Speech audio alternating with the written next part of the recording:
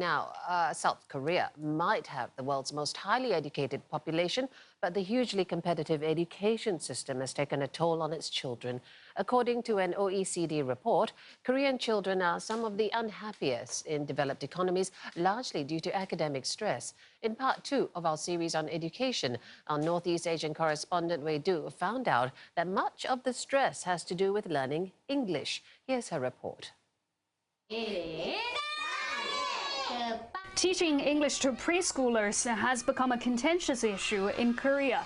In 2014, the government decided to ban such lessons in publicly funded kindergartens in order to reduce academic pressure. This after a survey by the OECD ranked Korean children the world's unhappiest. But parents had other ideas. 어릴 때부터 영어 하나는 완성해주고 싶은 그런 학부형의 요구가 있는데 After 3 years of trying to put the policy into practice, relentless campaigning by parents has made the government backtrack. Having the English lesson in the kindergarten system, that is cheaper than we actually do hiring, private tutoring or going to the hagwon. Hagwons, or after-school tuition centers, are not unique to Korea, but here they're taken to an industrial scale. The bright yellow hagwon buses pick children up directly from school and ferry them into one classroom after another until after dark. We're on Seoul's famous Hagwon Street, and behind each one of these signs is a private tutoring center. And there are hundreds of them on this street alone. Korean children as young as 5 filing to these centers every day after school, staying for 1, 2, up to 5, 6 hours. And in about half that time, they'd be studying English. Korea's public schools start teaching English in a 3rd grade when children are about 9 years old. Many parents believe that's too late, so they try to get their kids started as early as possible. But linguistic experts often disagree with the approach.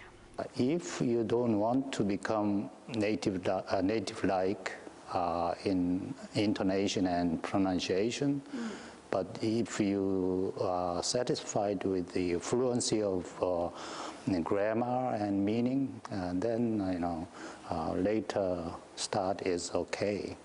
Professor Lee says since Korean and English are so vastly different, tackling both simultaneously is time-consuming for young children, and it could impede their development in other vital areas. Games and things like that is also very important for the children's development.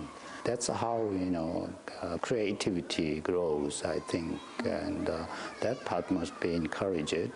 But for parents, even one who's determined not to put too much on her children's plate and making sure that they have time to play is not always a priority.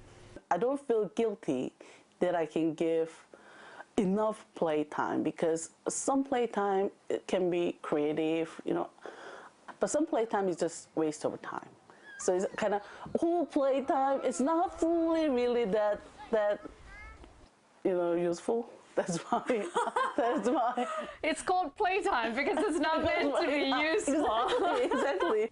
And that's only just for kindergarten kids. The OECD report says by the time they get into elementary school, 1/4 of Korean children don't get enough sleep, a ratio that rises to 60% for high schoolers. Wei Du, Channel News Asia, Seoul.